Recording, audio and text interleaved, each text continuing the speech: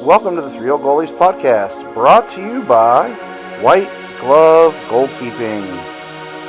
New music for the 3OldGoalies Goalies is provided by Stream Beats. Listen on Spotify. 3OldGoalies Goalies is not intended for goalkeepers under the age of 17. Thanks again for listening to the 3OldGoalies Goalies with your hosts, Greg Deutsch, Pat Johnston, and Eric Vaughter. On this episode, we welcome Bill Glaze from Ohio Soccer Association. Well, ladies and gentlemen, welcome back. It's been a long time. We haven't seen everybody for a long, long time in a galaxy far, far away. But welcome back to 3OldGoalies Podcast.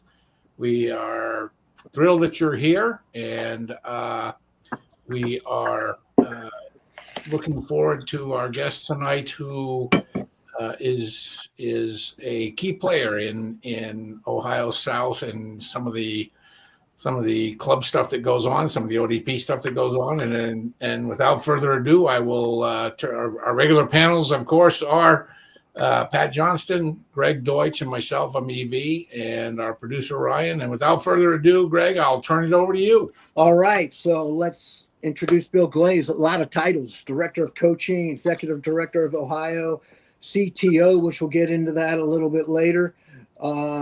Bill, thank you for joining us. Ohio Soccer Association. We'll talk about the merger here, but let's talk first.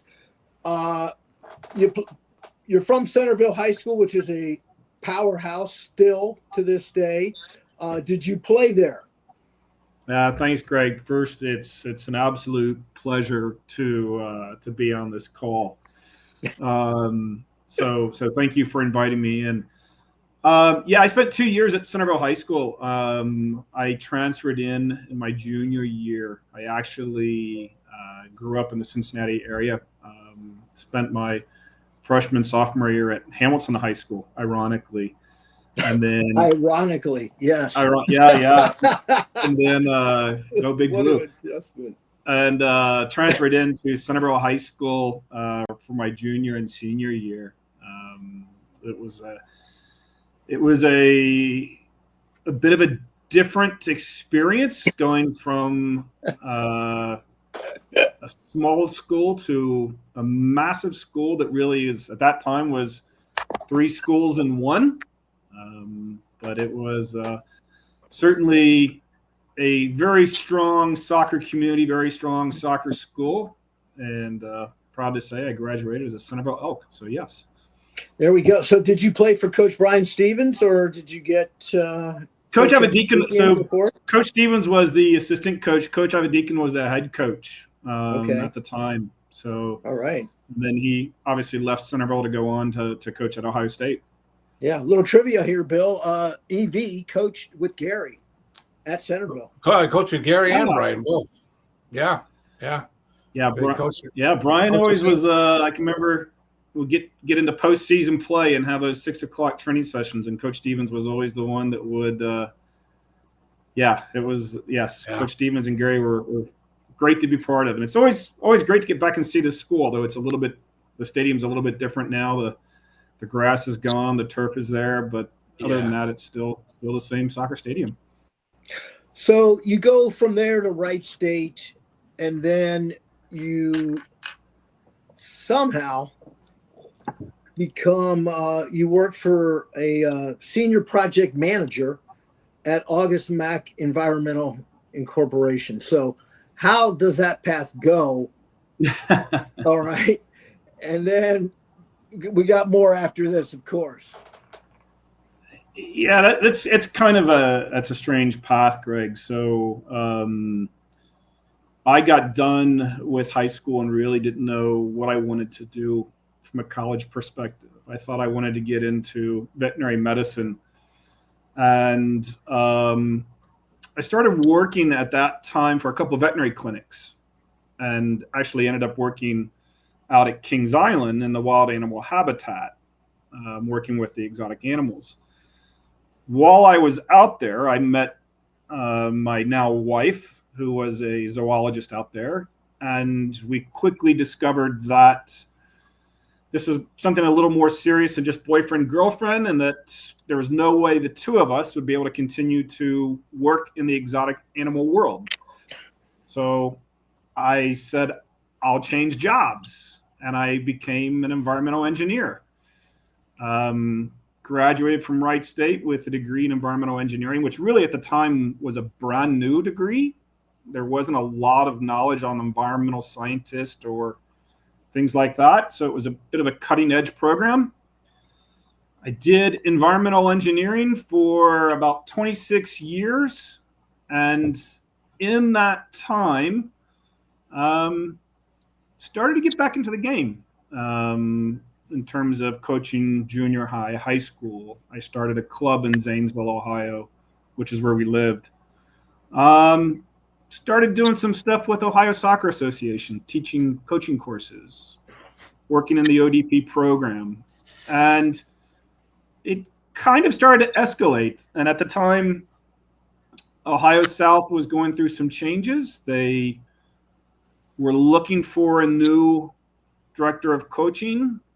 I was interested, but I still had two daughters that were in high school, and I agreed with my wife that I would not take a job doing soccer full time if my kids were in high school. And once they got into college, the opportunity presented itself to join Ohio South, at that time Ohio South, to do soccer full time. That was 7 years ago, and I left the environmental consulting world to become a full-time youth soccer. Yeah, let's talk a little bit about the Arsenal Soccer Club days. I mean, you were there a long time, 13 years. Yeah. That's a long time. I mean, what made you want to get into it? And in case people don't know, the location of this club is in the southeast part of Ohio, not really a soccer hotbed. No. So what challenges did you have to, what challenges were you running into, and what were some of the solutions to solving them? Yeah, so it was interesting, Greg. So when I got done with college, I'd left the game. The game was done. I was over with it. My wife started working out at a local fitness facility. It just happened to have an indoor soccer complex. The owner got talking to my wife, said, yeah, my husband played soccer. I ended up playing on a men's team over there. And he asked me one day, would I mind refereeing an indoor soccer game? It's refereeing. How hard can this be? Sure, no problem. I'll do this. I went in. I didn't know this. I didn't quite understand all of their substitution rules, and I ended up tossing a player out of a game. I said, you already played one game. You can't play two games in a day. And lo and behold, I was wrong. I was wrong, so I had to do the right thing. I went up to the mom and dad after the game, and I apologized. I said, listen, I didn't understand the rules. My apology. Is there anything I can do to make this up? And the dad said, well, we're looking for a junior high middle school coach. And I ended up taking the position. At the time, Zanesville really didn't have a competitive soccer program. There were a couple small little competitive teams, but they were looking to create a competitive soccer program, a year-round program. And me and another gentleman, Chad Schuler, created Arsenal Soccer Club. At the time, I think we started with 4 or 5 teams, and upon my departure, we had grown to 18 teams. The thing that was a little bit different, as you noted, it's not a big soccer powerhouse. We had to grow our own players. We were not going to get players to come in from Columbus, so what we had to make. And that was a curse and a blessing, but it ended up being a good thing. At that time, I was the assistant director of coaching, turned into the director of coaching, and then eventually left it to do Ohio South. Yeah, so let's talk a little bit about that. At the time, it's Ohio South, Ohio North. There's not too many states that have that. Texas has North and South Texas, California, North California, South California. Pennsylvania, East and West, New York, East and West. And that's really about it. So did you, when obviously there was, I think, some things going on with Ohio North that they were losing a lot of their members. And when you came on, that was sort of the tip of the iceberg when you got in early. And what did you think at the time of the merger talks? Like, could this really happen? You're right. There's only a handful of states that are split states, and I'm not sure that I can even give you the true rationale as to why Ohio was split. Can we do a little trivia here real quick? So, California, Texas, Ohio was apparently, but no was longer. Yep. Okay, I don't know of any other. New York and Pennsylvania. New York and Pennsylvania. Okay. Yeah, so there were only 5. Greg, going back to your question, we actually got a phone call one day from a league up in Toledo, and they said, "Hey, listen, we really like what's going on with Ohio South. We wanted to know if there might be an opportunity for our league to become a member of Ohio South." At that time, that was something you could do if you resided within the state borders, but you had to get agreement from the state association that you lived in, which meant that Ohio North had to agree to let this club in Toledo, which was not a member of Ohio South, to become a member or to join us, to be a member league. We started the conversation with their current executive director. And we said, "Hey, listen, is there an opportunity to not only just do this league, what about the state association becoming one?" And there had been some prior conversations and never really matured. Lo and behold, there was an interest. They were starting to lose members up in the Ohio North area. There was a desire for a lot of players up there to play within some of our leagues. Some of our state leagues. The interest was there. It took us about a year, but eventually Ohio North and Ohio South merged to become Ohio Soccer Association. And that became official in January 2021. And now there's only 4 states that are split. We now are fully merged. Now let's dive into, ODP, Olympic Development Program. Evie's been part of it. Ryan's, our producer, has been part of it. I'm sure Pat's been part of it. I've been part of it. Back in the day, that was the place, right? That you had a very good chance to go on the national team if you went that pathway. Share with us the landscape now and what you feel about the future of it. Yeah, that's a great question. It's a question I get asked a lot. And I go back to our shirt logo at that time. In fact, there's a shirt that hangs in my office, and it says ODP, the Elite Player Program. And that's the program that you guys remember. It was the only program available to us at the time. If you wanted to play at the next level or with higher level players, you became a member of ODP. Those times have drastically changed. You now have MLS Next. You now have Girls GA. So there's other programming out there for high level players. So for me, the ODP that we experienced as players, where we were the elite, the ones, the only, that doesn't exist anymore. Now for me, ODP stands for an opportunity to develop as a player. It's still the Olympic Development Program, but we refer to it as an opportunity to develop as a player. Ohio is fortunate. We are one of the states that we have continued to grow every year. We're well over 2,000 players right now. But it's not the same program. There are other pathways. It's one of many pathways that a player can participate in at this point. What do you feel that, if a parent said to you, hey, why should I join ODP? What is your answer today to I think this is a two-part question. We'll do 15 on up and then say 10 through 14, because I think those are fair questions as opposed to one lump one. Yeah.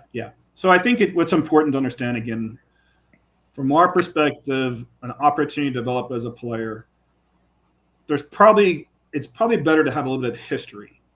So the original ODP program that we went through really was comprised of about a dozen clubs that sent their players into it. We were either club, I think at that time it was Team Dayton, or you were Galaxies, or but you were within one or two clubs that participated in ODP. Right now, we've got over 80 different clubs representing the Olympic Development Program in Ohio. And while we still have large clubs, we're seeing much more enrollment from players all across the state. So I think when parents ask, why should I do a part of ODP, and I'll give you an answer to that here in a couple of minutes. I always say it's the opportunity.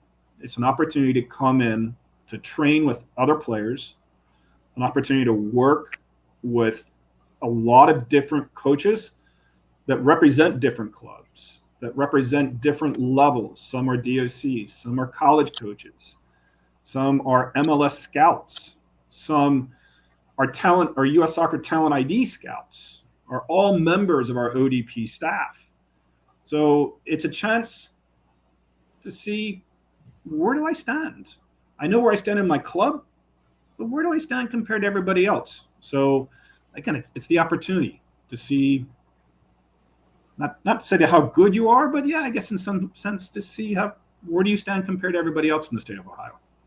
Yeah, let's dig a little deeper into that. What do some of your staff coaches, as you mentioned, with all those types of backgrounds, say of the players trying out compared to some of their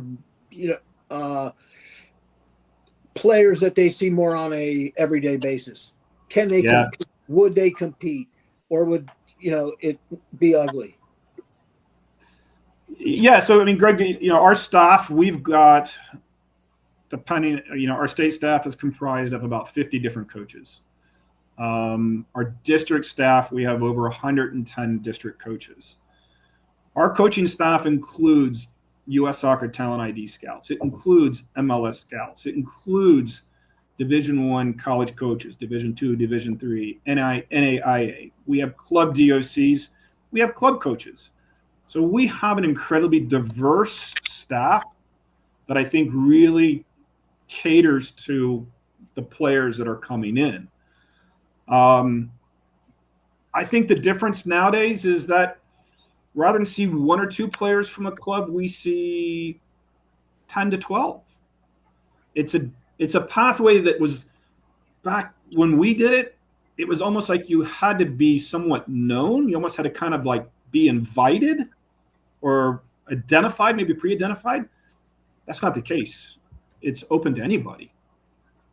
Simply register your players, show up, and we do the rest. So it's really just the opportunity.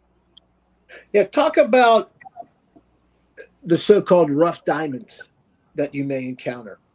Have there been a lot of those, or really not in this day and age, because that type of kid has been quote unquote found? Yeah, there's a ton of rough diamonds out there. What we're seeing is that you still have those players that are competing in MLS Next clubs or competing in GA and that are playing in ECNL or playing in Elite 64. We still have those players, but we're finding players now in rural areas that are making it to the highest level. We had a player out of Chillicothe, and I'm going to deliberately omit her name right now just for discussion. She made it into all the way to our region team, and she ended up playing for getting a college scholarship as a result of what she did in ODP.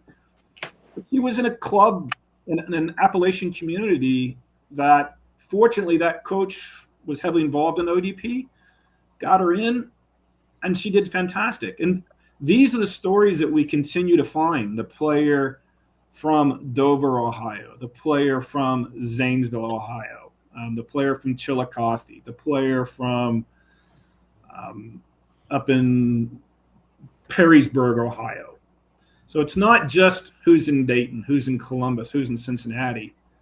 We still see those players, but what we're finding now are these players that aren't in big clubs, that are in rural communities, that may not otherwise even get a chance to get a look. Right. Yeah.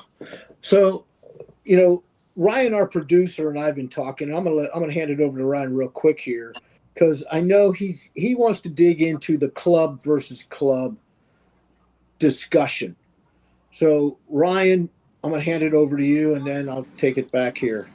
Bill's smiling because he knew this was coming. So, one of the things about Club v Club that I love is that it's set up to basically be high level play, no scores, no standings, right? Like, let's get kids out there and playing some good quality opponents. One of the things that as a parent that I hear struggles with, along with being a parent myself that has a kid that's involved in it, is there are times when teams from Cincinnati are traveling to Columbus to play other Cincinnati teams. Yeah. Right. Like, and that's something I know that's been talked a bunch about, so I don't want to beat the dead horse, but I want to give you an opportunity from the Ohio soccer side of things to say what's being done, because I think Club v Club is a huge, like, a valuable resource for our players, but there's some negative stuff that goes along with it because people are like, oh, they're just friendlies. And there's this like weird, it's just friendlies thing that I hear all the time. And as a coach, I tried to downplay that quite a bit. Like, friendlies are some of the best opportunities for our kids to learn. Right. But what's Ohio soccer doing to try to make that Club v Club experience more valuable for the players and the families involved in that program? Ryan, it's a good question. Could I offer something there? Yeah, go, please. Go ahead, Pat. So it's just friendlies, Ryan. Do you realize that the most important games that your child will play in, and I'm speaking figuratively, right, when I say you, are friendlies? I agree with you. Because the showcase events that you will attend, that coaches will be at to watch, are literally friendly games. Those are games the coaches are there just to watch the players. So why would it matter that this game has a relevance in standings when we know already that when these boys and girls are 16, 17, 18 years old, they're playing in matches that nobody cares who wins. Right. And you and I know that. Right. And Pat, you're kind of hitting the nail on the head. So, Ryan, to answer your question, I think it's important we understand why Club v Club was created. So this was a platform that was brought. We talked to a variety of different clubs, and they said, Bill, we want a platform where we can bring players together and we can play meaningful games where it is about player development, not about player performance. So I have to kind of chuckle when I hear people say, well, they're just friendlies. And my response is, you're absolutely correct, because, again, it's about the player development. It's not about the wins and losses. That's why we don't keep score. Because if you tell me that, and I hear this from parents all the time, yeah, I'm all about player development. I'm 100% player development. But then they're lying to you, Bill. Yeah. Why? Okay. But why do you care about the score? If you want to know who won, who lost, then you're not about player development. You're about player performance. And that's not what Club v Club is about.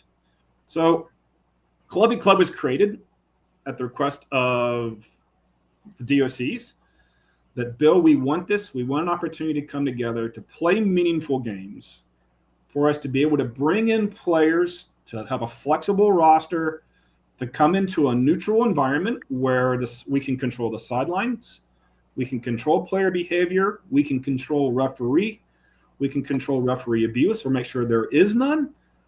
We want an environment that is focused on player development, and to show that we're not going to keep track of score. We're not going to keep track of standings. It's simply about growing the players, growing the game, keeping the game beautiful for all of us.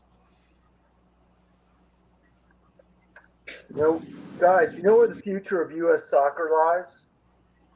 In the orphanages. I get asked that question all the time. What does the future of U.S. soccer look like? And I tell people, I don't know. I truly don't know. U.S. soccer doesn't know. Yeah, which is a good segue. Well, now you do. Yeah, I think it's a good segue, Bill. Talk about pay to play. Everyone, No, my. Oh boy, right? Okay, so It's better that Greg asked this everyone than wants. me, Bill. I mean, everybody wants it to be less money, okay? But you got to pay these high-powered coaches. Where's the money going to come? So it's just a juggling act of sponsors. And I think some of the answers are, hey, that's great. The sponsor's going to pay. However, year 3, those sponsors have a bad year financially. Are they still going to, quote, ante up? I don't know. I don't think so. I think the piece that's important to note is that the problem is much bigger than just soccer. I've got a buddy who coaches volleyball, and he was sharing with me, club volleyball, and he was sharing with me their fees and how much those players are paying for club. And it makes soccer look stupid. Whether it's hockey, whether it's volleyball, whether it's softball. The problem we've got right now is a fractured landscape, that we have a pay-to-play model that doesn't exist in other governing bodies or other national entities. If you take a look at France or somewhere over there, those programs are funded by the church. The community church is contributing money into the youth program for the academies. There's an investment that's being made by the government structure. We don't have that here. We're fractured, whether it's USYS, whether it's US Club, whether it's Girls Academy, MLS, AYSO. We are a fractured landscape that unfortunately is being driven by money. And the amount of money if you look at the investment that's occurring right now into sports, there is some ridiculous amount of funds being tossed around. So the pay-to-play model is fractured, but it's not unique to soccer. It's the piece that we're in touch with because of our environment, but it's across all sports. Interesting. Another thing Ryan wanted to delve into a little bit was safe sport. So again, I'll hand it back to you, Ryan. Yeah, this is one of the topics that I think is of vital importance as far as the programming goes. What is the importance for you as an administrator to make sure that everyone that's involved in what we do in Ohio soccer in particular, because even though I'm in Southeast Indiana, we play in Cardinal League, so we're in Ohio soccer essentially. But how important is it for you as an administrator to know that every single coach has gone through the program and is actually learning something in that coursework that they're spending that time to do? Like how important is that to you? Yeah, Ryan, it's massive. It's absolutely massive for me. And I think there's heightened sensitivity in my end just because of the exposure and what we see. We all know that safe sport was promulgated by some of the situations that occurred in the college game, Larry Nassar and some of those things that came into play. And it was a program that was rolled out, and not only was it rolled out, the minute it was rolled out, there was immediate compliance. You had to be compliant the minute it rolled out. So there's a lot of moving parts that we're still trying to get our head wrapped around, and what does compliance look like. For me, the most important piece is the training, the education. The assurance that the parent now has, knowing that coach that's on the sideline, that referee that's in the middle of the field, that trainer that's working with the kids, has gone through not only the background check, but has completed additional training specific to concussion, to CPR, to first aid. But it's now a physically safe and mentally safe environment for the player.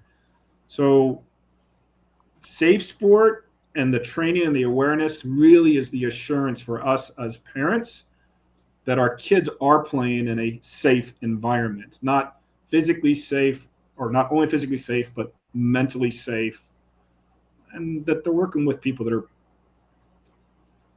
should be working with kids.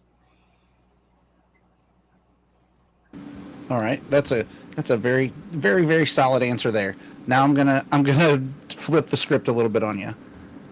How much of the safe sport training do you think just the video gets started and the coach that's supposed to be taking it just stands up and walks away from the screen? Wow, I thought this was going to be softball questions. Not this one. This is one that like I'm not. And we can cut it out if you want. You don't want to answer. No. Edit it out. I'm fine with it. I just think it's a. To me, I know that how long the training takes. I know what the intent of it is, and I know why it's important. And I wanted people to hear from you why you felt that it was important.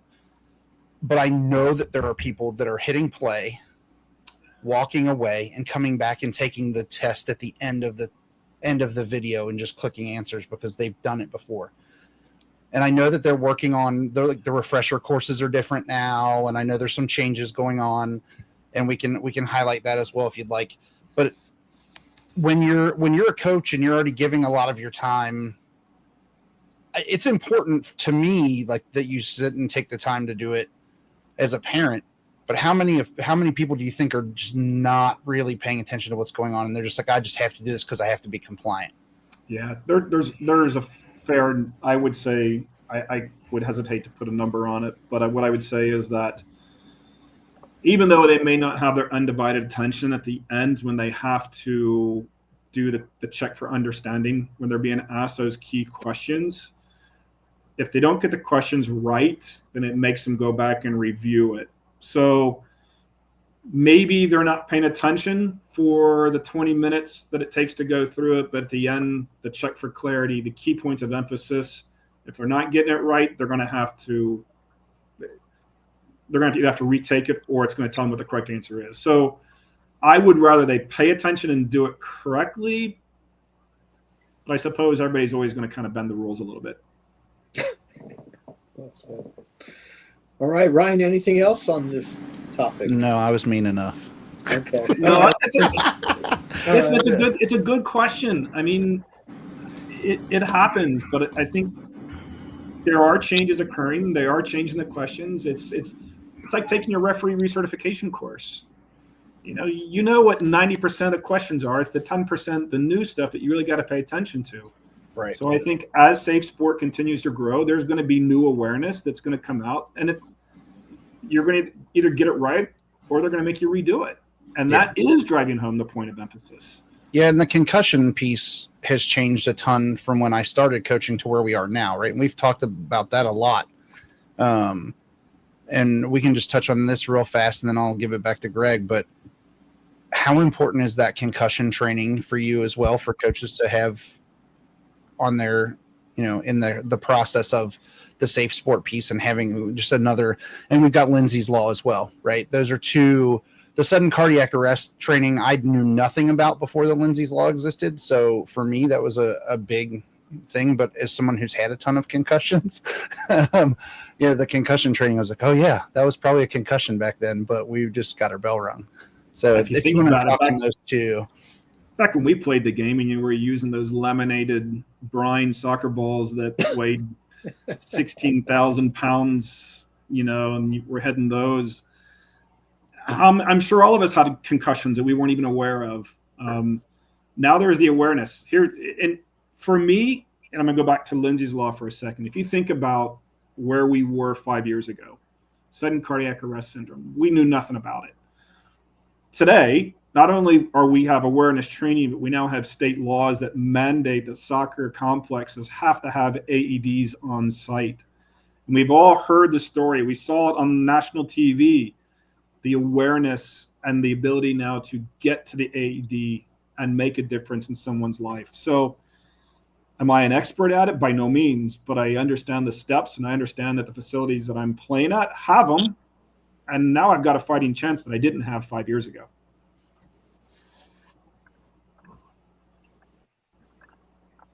So can I take it here a second? EV, got to bring you in, man. I miss you, by the way. Been mighty silent. And by the way, for all you kids out there watching, don't worry about these concussions. You'll just end up like me. It'll be okay. Don't worry about it. Okay. But all kidding aside, it's part of why we're worried about it, Pat. Yeah. EV.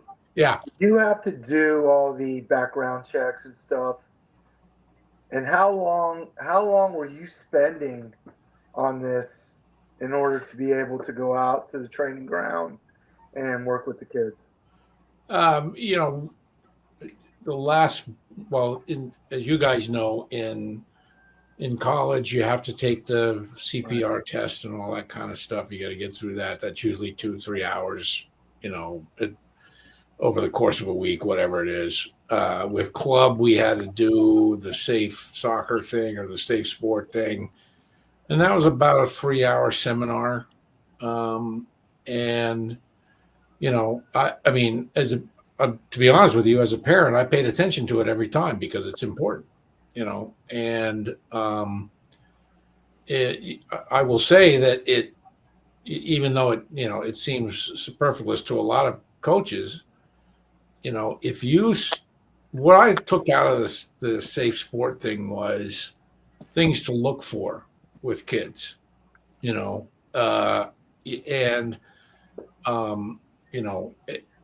telltale signs that something, whatever it was, something wasn't right at home, they were being groomed, whatever, all the stuff that they cover in the seminars, and it gives you a different viewpoint, and it educates you on stuff to look for, on the possibility that, there's a kid that is not, that is something's going wrong and they're not coming forward and saying anything about it, for whatever reason. And so I think it's worth it in that it gives you, as a coach, it gives you those bullet points to look for, and it gives you step-by-step instructions, for example, with concussion and sudden cardiac arrest and those kind of things to how to deal with it. And I can tell you, I've had, youth goalkeepers that, got kicked in the mouth and, hey, get them off the field. Don't play them. And I've had coaches, yeah, but we need her. Well, no, you don't. Yeah. This is fucking youth soccer, and, she's got to go to college. She's got to, and unfortunately, you have coaches who believe that, any game is the World Cup. And it just isn't, So I think those things are worth it. And I paid attention to them, but I can see how a young coach just out of college, not married, no children, would kind of gloss over it and say it's not really that important. But when you have kids, all of a sudden it becomes important. It's it's something you look at and you say, you understand the spirit of it, right? Obviously. Then the letter of it, just sometimes we're dealing with, what would the word be, guys? Help me here. Litigious society, society, right? And, so then the letter of it becomes something that, it's like, man, sometimes this is beyond the pale. So I'm just going to speak from personal experience. Haven't been a college coach for, long time. It makes sense to learn the CPR, the healthcare, all that. and you're a paid professional to do that, right? You are a paid professional, and so it's like, hey, this is part of the job. Okay, so I think what Ryan has brought up, and not that it was his intent or if it wasn't, but he's brought up like you talk about a lot of guys that they do it for the love of the game, etc. And so I recently had to go through before this last year in the fall. I had to do with one particular club a 16-hour session in order to be cleared. Okay, and now it's two of the clubs. So I wear a lot of laundry, Bill, and so I've got 4 clubs I do things with, and so 2 of them now are requiring fingerprinting. Yeah. And it's just like these are the kind of things. It's like, okay, well, I'm in my 60s. My most valuable commodity is time, right? And in my 60s, I've never been arrested, although that's strictly by luck, I must admit, but never been arrested. And, but it just becomes a point in time where sometimes it just becomes overkill. And a lot of it is redundant. And guys, I'm going to shame myself, but I'm an honest person. It's like, I'm that guy that turned it on and walked away because I knew when the questions came, it was like, yep. But again, I mean, I was the beneficiary of being a college coach. So I, been through this to the 3rd degree type of thing. That being said, it's absolutely necessary. Okay, as much as I'm being like the devil's advocate here, so to speak, it is absolutely necessary, and it's a story we could go into another time. But the club that Evie and I both worked at, not necessarily at the same time, there was a coach who was betting his players, and it was a big scandal, and it was something that it. For me personally, it came out of left field. I was like, God, this thought never crossed my mind until EV. I mean, the thought never crossed my mind, but EV brought up the great point. I didn't know what to look for at the time. So, so again, being the beneficiary now of, hey, these are the signs of looking for blah, blah, blah. The sad part is, and it's certainly not a conversation I'm going to have here. Right. It's a conversation you can have at the bar. Every one of us can recite a situation where we can go, oh yeah, I remember when this happened with this player. The sad part is, in my world, I see this almost daily. Yeah. And there are some bad apples out there. Now, fortunately, there's not as many as there used to be, so it's a step in the right direction. I think the other piece that we got to keep in mind, the 3 old goalies were experienced coaches. We've been around for a long time, so we've done a lot of this stuff. Some of the new coaches coming in, they don't know anything different. So, yeah, there's some things that we can, I hate to say, walk away and then come back and take the test and pass. But there's some brand new coaches that they need that training. Right. So it's a scary situation out there right now. So, Bill, just so you know, the 3 Old Goalies motto or our mission statement is, we are at the bar. And this is what we're talking about. Yeah. Yeah. I happen to fit in because I'm always at the bar, but no, all kidding aside, it is. It's a conversation of candor, and there's no such thing as, hey, here's the panacea and the universal answer, but it's an improvement over the situation. And then I'm going to bring up this last thought, and then I'm going to back off. Okay. So as you say, we're old timers and we've been there, done that, seen that kind of thing. By the way, Bill, where did you, when you were at Centerville, by any chance, was it 80, 81, or am I, I don't want Later. So I was there 87, 88. okay. So EV, when did Ian Hamilton, when was his time in Centerville? Well, he wasn't at Centerville. He was at Worthington High School in Columbus. Okay. And he would have been, I was at Centerville for 2 years before I came to Duke. Right? Okay. So I guess 85 was when I came, when you were a senior, right? No, you came when I was second half of my sophomore year. Okay, so that would have been 83. Yep. Yeah, so I was in Centerville 80, 81, 82. Yeah. Was that the Burgess era? Dwight Burgess? Dwight Burgess, Brian Cohen. Yeah, BK. Yeah. Time. Yeah. A number of good players who went on and played, college from there and everything. But Brian and I actually worked together for a couple of different years, working in a soccer store, and obviously he's still involved in the game, coaching a little. He is, yeah. I mean, obviously his dad, Vince Cohen, was a legacy within the soccer. That's right. Yeah. Yeah. Okay. So I was just wondering if you had the opportunity to work with Ian Hamilton, Bill.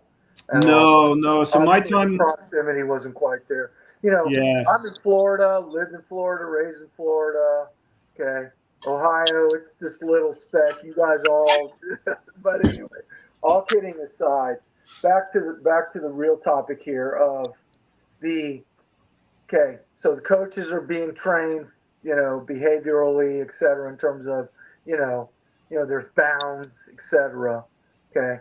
One of the things I find shocking in the current environment, and again, we're all old timers here, except maybe Ryan, we're gonna give you the pass on this, but the behavior at the games, oh my gosh, is fucking ridiculous. It's ridiculous. Unbearable. Yeah. It's like I don't go to games purposely because it's like I just see the parents and the way they behave and the things they do. So while we're getting this program, for the safety of the kids and all of that, the things that these kids are being exposed to just culturally or whatever, however you want to look at it, versus back in the day, and again, old timers here. Oh. Okay. I don't know, man. I'd rather have concussions than see all the shit that these kids see. It's a scary prospect, And I mean, that's something that I would love to see someone get a hold of and just say, no, not here, But there was. I'll share a story with you, and this is a story I've shared before. I think I've shared it with Greg. I can remember we were at ODP Region Camp up in DeKalb. I was working with the girls staff, and at that time, we had our older ODP age group play against a local club, who shall be nameless. And the club coach got angry at a player and took the player off the field. And in the middle of this game, we got a region team. He tells the player, start running laps. And he has this player run laps around the soccer field. And had the player continue to do this for the duration of the game. And I think back to that situation, I look at it now like that would never exist in today's society. Now, back then, which wasn't that long ago, this is only 15 years ago, that was almost accepted and rewarded behavior that the parents were like, well, she probably deserved it. No one ever deserves that. No one deserves that physical and that mental anguish to be tolerated by a coach like that.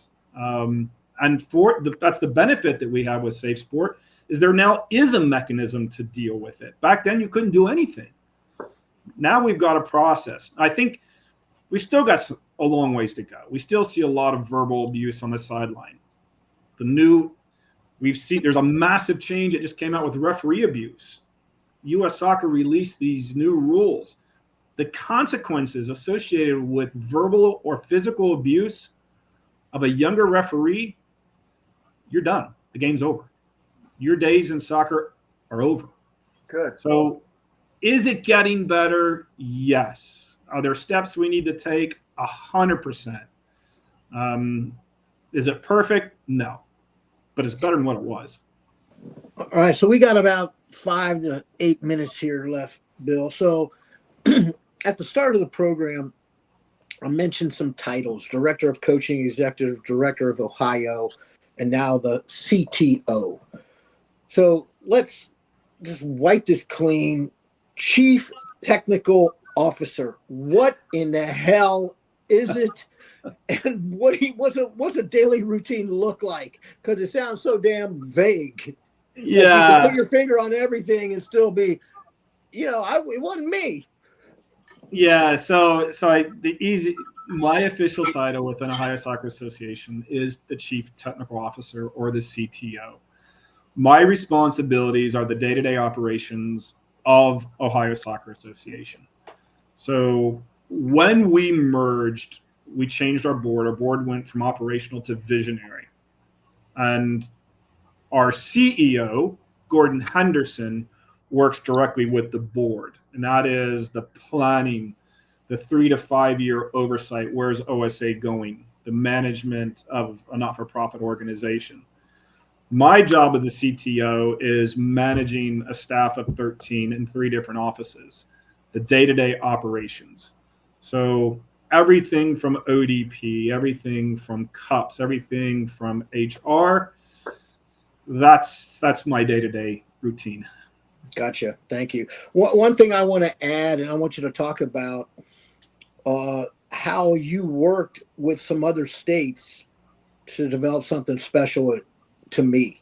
So I'd like to talk about how it started, where it is, what the future is here. Well, we still have a few minutes. Specific to What kind of sartorium? Yeah, so the idea was actually, it's like-minded states that have come together for the common interest of growing the game. So I think right now there's 15 different state associations that are a member of the consortium, which includes Indiana, Kentucky, some locals right around us. It really was created just to reinforce like-minded opportunities. There's roughly 1 million players that are part of this group. Wow. It's not a group meant to rebel from USYS, and I'm probably the wrong person to ask because it's really Gordon's bread and butter. But it's like-minded individuals that create opportunities and rely on each other's assets. So a great example is maybe it's travel, maybe it's international travel. So an example, the group just did a great opportunity. They opened up a trip to go over to Manchester, to go behind the scenes, to go see a game. And so I can't remember. I think within 3 or 4 days, they had well over 100 people that signed up for this trip. But it was an opportunity for them to put this out to the membership to say, you want to go? Here's a chance to go. We're doing this not as a state association, but we're jointly doing this together. And there's going to be other opportunities. Maybe you want to go over and watch a golf event. Maybe you want to go over and watch a race event overseas, or you go to Wimbledon. That's what the group can bring. So it's a like-minded individuals. We're bigger with 1 million people, 15 associations than we are as one state with 80,000 players. So it's just like-minded to listen. We want to do some cool things. We want to grow the game. Here's an opportunity for us to all think in one linear direction. Greg, that's the number one problem that USYS has, is that it's 54 state associations that all have a different opinion. And you're never going to please everybody. But the consortium said, we're 15. and we're all going to think and do things the same way. So it's not meant to be a rebellious. It's not meant to leave or create a new youth organization. It's just doing the right thing all in that same direction. All right. One last question here before we turn it over back to EV. MLS Next. Obviously, you've had to be involved with this because you're the state association. Give us what you see the pros and the cons are, in your opinion, as we speak today, what you know about it. Yeah, I don't know a lot, but I'm going to answer the question this way with what I said early on when we talked about ODP. It was the elite player pathway. It was the only pathway. It was a pathway we knew that was very clear. You knew where you were going. Right now in the youth landscape, it's the alphabet soup of competitive leagues out there. You've got, whether it's ECNL, ECNL RL, Elite 64, Cardinal, the list goes on. And listen, as a state association, we're equally as guilty. We've got 4 or 5 different leagues on our own, Club v Club, OSSL, Buckeye. Until we get streamlined approach, until U.S. Soccer says this is the pathway, it's still going to be the ongoing problem. So MLS Next, NAL, you've got them doing one thing. You've got GA that's in here somehow. You've got ECNL. You've got USYS. We're fractured. It's a fractured landscape, Greg, and I don't know what it means other than that it makes it even more complicated. And if I'm confused, I can only imagine what Ryan and the parents are asking. Yeah, well said, Bill. Well said. All right, EV, I'm going to turn it back to you. Boy, a lot of stuff tonight. All right. Well, Bill, first of all, thank you very much for joining us. I mean, it's always good to hear from somebody in the C-suite of soccer, right? And because a lot of times, you know, we're coaches, and particularly, you know, 3 goalies, we're coaching goalkeepers. We don't really, you know, most of us don't care about the other 10 players on the field, you know, and you know, and so we have sometimes a very narrow view of you know how this should be going, and so it's great to hear from somebody who's, as you said, dealing with everything, the administrative problems, the parent problems, the player problems, the you know, everything that you've got to deal with. It's great to get that insight, and we appreciate you coming on and joining us. And, you know, we'd love to have you back on again to discuss it in more depth, because I'm sure Ryan could come up with about 1 million other questions that he can staple you to the fence with. Yeah, Evie, I'd be happy to. And there is one thing I want to add, and I get asked this question all the time, and I'm gonna put this on there. People ask, and Greg, I think you asked it early on, should I be a part of ODP? And I'm gonna answer the question this way. The ODP event here in Ohio, I've listed the qualifications of our staff.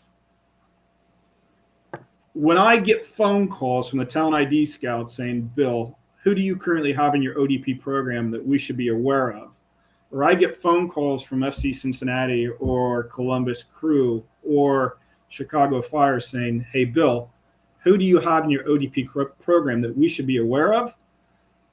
These are the facts. This is what happens. So I'm going to say, if these are the clubs that are asking me who's in our program, who are the players in our program, maybe this is why you should be in the program. So just maybe that's an easy way to not answer your question, but answer your question. As someone that had a kid in that program and will have another child in that program in the future, it's a good opportunity for them to get additional training from different voices. Yes. Like for me, when somebody asks me, should we do ODP? That's always been my answer to all of my players. Like you'll get somebody that will give you a different voice other than me as a coach, or than you'll hear at your club. And it gives you an opportunity to be coached by someone else. And then ironically, most of the time they get told the same thing they're hearing from us. So it helps us just back on our club side. It's just different ways of saying things. Right. But for sure, our oldest AJ was part of the ODP, before he got to college, but the extra keeper training that he got was great there. That was a huge piece for him because we were looking for something else in the area. at the time, and it was a big deal for us. So parents that ask me as a coach, like, what should I involve my kid in this? If they've got the time and the energy and can make it work, it's a fairly low cost resource for additional training as well. I always say, why not give it a shot? Yeah. All right, Bill, thank you again. Bill, thanks a lot. Guys. Appreciate it. It took us Anytime. a long time, BV, to get him on. I think like 2 months. It was ridiculous, but thank you so much, Bill. We got him. Yeah. We got him. Anytime, guys. Thank you so much. Keep doing the good things, and I look forward to seeing you at the bar. Have a good night. Thanks, You'll Bill. know where to find us. Okay. Thank you. Thank you for watching and listening to the 3 Old Goalies Podcast. Be sure to subscribe on your favorite podcast platform, follow us on social media, and, if you can, give us a 5-star review.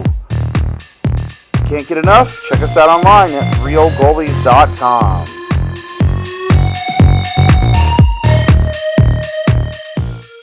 See you next time.